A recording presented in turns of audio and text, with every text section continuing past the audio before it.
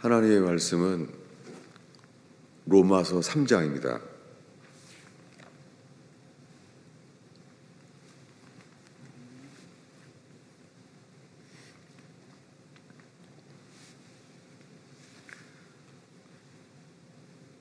로마서 3장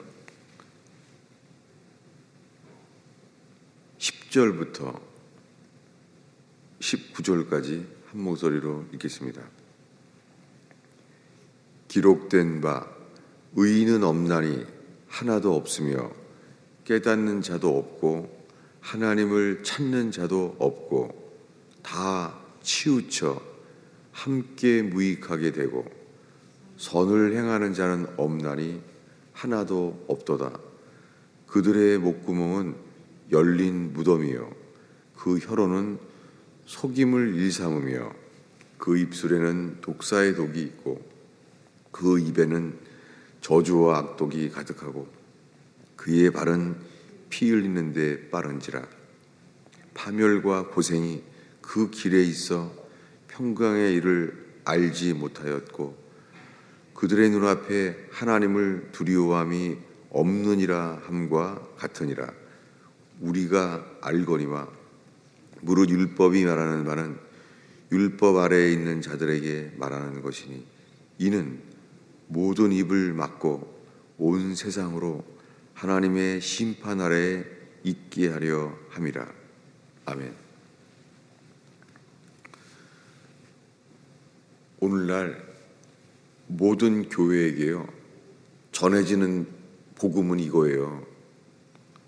하나님은 당신을 사랑하십니다. 그리고 요한일서에 나와 있는 하나님은 사랑이시라. 이게 오늘날의 사랑의 복음이에요. 오늘날에는 세상의 모든 죄인들에게요 하나님은 당신을 사랑한다는 거예요. 사랑의 복음이에요. 근데 예수님께서 이 땅에 오셔서 회개하라, 하나님 나라가 가까웠느니라. 그리고 세례 요한이 외쳤잖아요. 누가 너희를 가르쳐 임박한 진로를 피하라 하더냐. 세례 요한이 외친 것은 로마 제국의 식민지로서 로마 제국의 식민지로 압제를 당할 때 그때 예수님이 오셨는데 세례 요한과 동일한 메시지예요. 회개하라. 누가 너희를 가르쳐 임박한 진노를 피하라 하더냐. 모든 사람이 죄를 범해서요 하나님의 진노 아래 있다는 거예요. 근데 오늘날에는 하나님을 모르고 사는 수많은 사람들에게요 하나님은 우리들을 사랑하는데 그거를 모르는 게 문제라는 거예요. 여러분, 저는 어젯밤에 여러 책들을 찾게 되는데요. 왜 그러냐면 청교도들이 쓴 책에 대해서 이렇게 말하는 거예요. 청교도들은요 요한복음 3장 16절을 기준으로요 하나님이 모든 사람들을 사랑한다는 그런 메시지가 없었다는 거예요. 저는 정말 몰랐어요.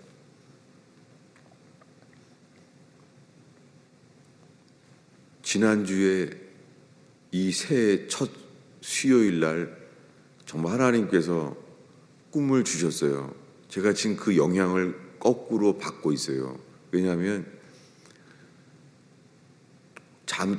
꿈이 아니에요. 왜냐하면 꿈을 꾸면서 내가 의식이 생생하게 있는 거예요.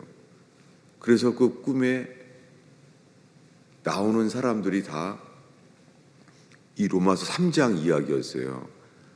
사람들은 다 자기가 지은 죄의 의식이 있으니까 그 죄 때문에 우리가 죄인이라고 말은 하는데 그 특정한 죄에 대하여 죄인이라 그러는 것이지 그 나머지의 자기의 존재는 다들 스스로 자기는 선한 사람이라고 생각하고 있는 거예요.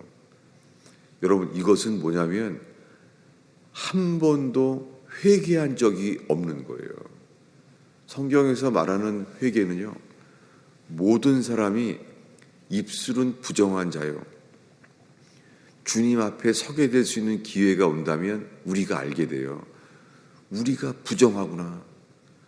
주님의 영광의 빛 앞에 선다면 우리가 세상의 모든 곳에서 이 누더기와 같이 더러운 존재라는 것을 보게 될 거예요. 이성은 이 은혜의 빛이 아니에요. 이성은 스스로 절대 알 수가 없어요. 모든 사람들은 자기 생각으로 알고 있는 것이 그게 빛인 줄 알아요. 이 로마서 3장이 그 꿈속에서 이 내용들이 그대로 열려진 거예요. 그래서 이 로마서 3장에 이르러서 기록된 바 시편을 인용하는 거예요. 이 로마서 3장 10절에 기록된 바, 이 기록된 건 시편이에요. 시편 초기에 기록된 것이, 이것이 의인은 없나니 하나도 없으며, 이게 시편 14편 1절부터예요. 깨닫는 자도 없는 거예요. 하나님을 찾는 자가 없는 거예요. 여러분, 그때는 이미 이 시편을 기록할 때는 모세로부터 하나님의 성막이 있잖아요. 하나님의 장막이 있잖아요. 그래서 예배를 한다고 하지만 그 성막에서 찾아와서 예배한다고 하지만 주님 보시기에 12절에 다 치우쳐 함께 무익하게 되고, 여기에요, 치우쳐, 제가 이걸 읽으면서 함께란 단어가 딱 들어오더라고요. 왜냐하면 제가 성경을 알게 하실 때는 꼭 그런 일이 자주 있었어요. 치우쳐라는 건 받아지잖아요. 다 치우쳐. 우리가 다 치우친 것이 이게 죄잖아요. 이 치우쳐라는 단어가요, 빗나갔다는 거예요. 치우쳐. 이 단어가 빗나간 거예요. 죄라는 것은 곧은 길을 가지 못하고 빗나간 거예요. 근데 그거는 알았었는데, 치우쳐란 다음에 함께 무익하게 되고, 여기 함께란 단어가 여기 왜 있지? 이게 들어오는 거예요. 이것을 히브리어로 찾아보니까요, 시편에 이 단어가 붙어 있는 단어예요. 함께 무익하고가요, 한 동사예요. 함께라는 게 들어가 있는 거예요. 함께 붙어 있는 거예요. 여러분, 노아 때요, 사람은 두 종류밖에 없어요. 뭐냐면은 방주를 짓고 함께 방주를 짓고 연합된 자, 아니면은 노아가 방주를 외치는 동안에 외쳤던 의의 말씀, 그것을 나머지는 주님이요, 방주를 만든 건 노아의 8 식구가 방주를 만들었지만 성경에 방주 문을 닫은 것은 여호와 하나님이 닫았어요. 초자연적인 일이죠. 성경에 짐승들과 함께 방주에 들어갔을 때 성경에 나와 있어요. 문이 닫혔더라. 하나님이 방주 문을 닫은 거예요. 왜요? 그 방주 안에 있지 않는 모든 사람들은 하나님의 진노 아래 있는 거예요. 이 방주 이야기가 세례잖아요. 세례는 방주 이야기를 겨냥해서 온 세상 사람들에게 하나님의 진노 아래 있는 거예요. 그 방주 안에 들어가지 못하면 구원받을 수가 없는 거예요. 여러분, 곧 주님 오십니다. 주님이 오실 때에 교회는 두 종류밖에 없어요. 그 불심판에 타지 않는 방주 안에 있는지 아니면 다요. 노아 때와 똑같아요. 천진난만한 어린아이들도 물에 빠져 죽어요. 주님이 건져주지 않아요. 그게 노아의 조카들이잖아요. 노아의 친동생, 노아의 친조카들이에요. 하나님 나라는 어린아이건 어른이건 혈과 육은 하나님 나라에 들어갈 수가 없어요. 혈과 육, 하나님의 나라에 아무도 들어갈 수가 없어요. 그 상태가 다 치우쳐 함께 무익하게 되고 선을 행하는 자는 없나니 하나도 없도다. 이게 복음이에요. 복음의 빛이 비춰졌을 때에만 우리가 알게 돼요. 우리 속에 선한 것이 없어요. 우리에게 복음의 광채가 비춰진다면요, 우리 스스로 알게 되는 것은 살아는 있으나 문둥병자예요. 머리끝부터 발끝까지 우리는 다 문둥병자예요. 놀랍게 나단 선지자가 하나님 말씀을 외쳤을 때 그때 다윗 왕이 알게 돼요. 우슬초로 나를 정결케 하소서. 무슨 말입니까? 자기의 전 존재가 문둥병자라는 거예요. 다윗이 자기가 지은 특정한 큰 죄, 작은 죄 할 것 없이 모든 죄가 자기의 발끝부터 머리끝까지가 문둥병이라는 거예요. 레위기 13장에, 왜냐하면 제가 지난주 수요일 날 꿈 가운데 그냥 떠오르는 거예요. 꿈 가운데 이 로마서 3장을 읽게 되면서 레위기 13장이 떠오르는 거예요. 레위기 13장은 그 문둥병자의 규례거든요. 저는 그래서 지금 이 말씀을 주님이 알게 하셨기 때문에 저에겐 소망이었어요. 교회가 어떤 외적인 어려움이 있어도 주님이 살게 하시겠구나. 왜요? 이 말씀하셨으니까. 말씀을 하셨다는 것은 이 말씀을 살 수 있는 기회를 주셨다는 거니까. 저는 지금 이 수요일 날 이후에 어떤 어려움이 와도요, 그저 내가 주님이 방주를 짓는 거에 연합되게 하신다면, 느헤미야 때 퇴락한 예루살렘 성전, 불탄 것처럼 벽이 다 무너지고 퇴락한 예루살렘, 그런 모습인 교회일지라도 주님이 다시 건축하게 하시고 다시 살게 하시겠구나, 그런 소망으로 한 해가 시작되고 있어요. 눈에 보이는 상황은 절대 안 그래요. 눈에 보이는 상황은 교회는 풍전등화와 같아요. 교회에 해결해야 될 문제들은요, 벼랑끝 낭떠러지예요. 그런데 놀랍게 아가서의 말씀대로 벼랑끝 낭떠러지의 나의 비둘기야, 너를 보게 하라. 그저 우리가 벼랑끝과 같은 낭떠러지 같은 상황을 살지라도 주님이 우리에게 나로 보게 하라. 그렇게 주님과의 관계를 살고 있다면 주님이 반드시 살게 할 줄로 믿습니다. 이 상황이 복음이에요. 저는 이 말씀이 정말 이건 좀 너무 극단적이다. 어떻게 다 무익하게 됐나? 어떻게 선을 행하는 자가 없나니 하나도 없다니? 이건 너무 심한 거 아닌가? 이거는 극악한 죄인들에게만 해당되는 거 아닌가? 이거는 사회에서 격리시켜야 될 전과자들, 그런 사회에서 체포해서 감옥에 가야 될 사람들에게만 해당되는 거 아닌가 그랬었어요.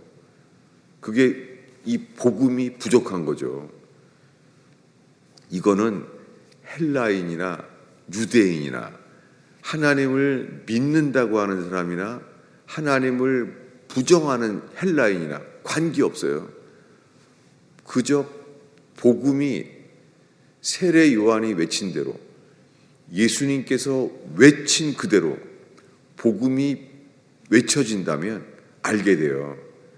모든 사람은 하나님을 두려워함이 없느니라. 이 상태를 말하는 마지막에 18절이요. 인간의 모든 상태는 문둥병자처럼 그들의 눈앞에 하나님을 두려워함이 없느니라. 여러분, 이 상태인데요. 오늘날에는 이렇게 말하는 거예요. 요한복음 3장 16절. 하나님이 세상을 이처럼 사랑하사. 이 폭이 너무 큰 거예요. 지금은 하나님이 모든 사람을 사랑한다고 외치는 게 복음이 되어버렸어요. 근데 이것이 청교도 때까지는 그렇지 않았다는 거예요. 저는 이런 책을 다 읽은 적이 없으니까는 모르죠. 그런데 평생을 청교도 책을 읽어왔던 사람들이 그렇게 말을 하는 거예요. 요한복음 3장 16절이 복음이 된 거는 청교도 때까지는 그렇지 않았다는 거예요. 그때까지는 회개하라는 거였다는 거예요. 제가 알고 있는 단편적인 지식은 스펄전의 간증을 봐도 받아지는 거죠. 왜냐하면 스펄전은 모태신앙이잖아요. 아버지도 목사, 할아버지도 목사고 어렸을 때부터 목사관에서 자랐어요. 그는 6살 때부터 철로역정을 읽었어요. 어떻게 6살짜리가 철로역정을 읽을 수가 있겠어요? 그렇게 말씀과 기도 가운데 자란 거예요. 그렇게 자랐는데 드디어 복음의 광채가 비춰지는 날이 와요. 그때부터 스펄전은 괴로워해요. 그래서 5년 동안 너무너무 괴로워해요. 왜냐하면 자기 안에 있는 죄, 이 존재 자체가 죄인 거예요. 이것이 바로 어린 나이에 이제 복음의 광채가 스펄전에게 비춰졌잖아요. 그래서 폭설이 내려오던 날 1월 달입니다. 더 이상 걸어갈 수가 없어서 근처에 다른 교회에 들어갔잖아요. 근데 그날이 주님이 스펄전을 불쌍히 여긴 날이었어요. 그날 설교자가 죄짐에 눌려있는 그의 모습을 보고 너는 세상에서 가장 비참한 상태인 것이다 라고 말해요. 여러분, 폭설에 이 교회를 올 정도면 다들 믿음 좋은 사람이구나, 참 충성된 사람이구나 이렇게 말하지 않겠어요? 그런데 그날 설교자는 복음이 있었던 사람인 거죠. 그 사람은 말했어요. 스펄전에게 당신은 세상에서 가장 비참한 상태에 있습니다. 그러므로 주만을 바라십시오. 그래서 주님만을 바라는 말을 계속 반복했다고 하잖아요. 이것이 바로 복음의 빛이 비쳤을 때예요. 여러분, 이미 스펄전은 어렸을 때부터 주일학교를 지내왔고 말씀에 우리말로 하면 능통한 사람이었어요. 그리고 그 5년 동안 눈을 뜨자마자 아침부터 조셉 얼라인의 회개의 경종, 리차드 백스터의 회심으로의 부르심, 이런 책을 5년 동안 이미 다 알고 있어요. 근데 그것은 지적으로만 안 것이지 그게 거듭난 것은 아니었잖아요. 다요. 여러분, 오늘날 수많은 현대 교인들이 이 정도로 알았으면요 신앙 좋은 사람인 줄로 알 거예요. 무엇입니까? 그저 지식은 교만하게 할 뿐입니다. 지식은 가슴의 심령 골수까지 가슴을 통해하며 마음을 찢고 할례를 받을 수가 없잖아요. 그런데도 저는 아더 핑크의 구원신앙, 세이빙 페이스, 그 책을 이 제자반을 통해 가르치면서 그걸 지적으로 이해하게 된 것을 다 된 줄로 여겨온 거예요. 그 열매는요, 그 결과는 다 저를 버렸죠. 이것이 저의 범죄함으로 드러난 것이지만 범죄함 때문만에 드러나는 것은 아니에요. 저는 그 범죄함을 고백하게 됨으로써 오히려 저는 복음의 광채가 정말 그 앞에 더 서게 됐어요. 저는 지금처럼 복음의 빛이 제 생애에 지금처럼 로마서 3장과 동일하게 들어온 때는 없었어요. 여러분, 회개하지 않으면 모든 사람들이요, 조나단 에드워즈 목사님이 설교한 대로 진노의 손 안에 든 죄인, 그거 다 믿는 사람에게 설교한 거예요. 오늘의 마지막 기절 읽겠습니다. 19절입니다. 우리 한번 다 함께 읽겠습니다. 19절입니다. 우리가 알거니와 무릇 율법이 말하는 바는 율법 아래에 있는 자들에게 말하는 것이니 이는 모든 입을 막고 온 세상으로 하나님의 심판 아래에 있게 하려 함이라. 유구무원이에요. 예복을 입지 않으면 유구무원이에요. 주님이 우리에게 그날 말해요. 넌 어떻게 예복이 없이 들어왔느냐? 회개하지 않으면 세마포옷을 아무도 전혀 입을 수가 없습니다. 이게 복음입니다. 회개하지 않으면 온 세상으로 하나님이 세상을 이처럼 사랑하사, 이거가 해당이 안 돼요. 그게 아니라 온 세상으로 하나님의 심판 아래에 있게 하려 함이라. 복음의 광채가 비춰진 자에게만 이 일이 일어나요. 여러분, 이 복음의 말씀이 가르쳐지고 선포되는 곳마다 사람들이 회개하여 주께로 돌아오는 영혼들을 얻게 되는 제단 되기를 축원합니다. 둘 중에 하나입니다. 우리가 복음이 있다면 다른 사람들을 살리게 되거나 그 복음을 받지 않는 사람들을 통하여 핍박과 고립에 빠지게 될 것입니다. 정말입니다. 중간은 없습니다. 그냥 친구들이라고 친하게 살 수 없습니다. 절대 없습니다. 중간은 없습니다.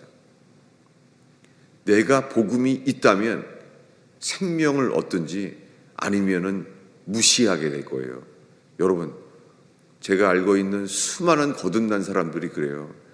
그때까지는 다 친했던 사람인데 거듭남에 대한 나눔을 하게 되니까 다 사람들이 떠나간다는 거예요. 기도하겠습니다. 예수님, 이 새벽의 제단이 우리가 빛 가운데 있는지 어두움인지 알게 하옵소서. 주여, 이 새벽에 복음의 광채가 비춰지는 제단 되기를 기도합니다. 주님, 이제부터 기도하고자 합니다. 저희가 기도할 때 복음의 광채가 비춰지기를 기도합니다. 주님, 복음으로 이끌림을 받게 하옵소서. 주님, 신의 산이 아니라 골고다 언덕에 못 박히신 예수께로 이끌림을 받게 하옵소서. 예수님의 이름으로 기도하였습니다.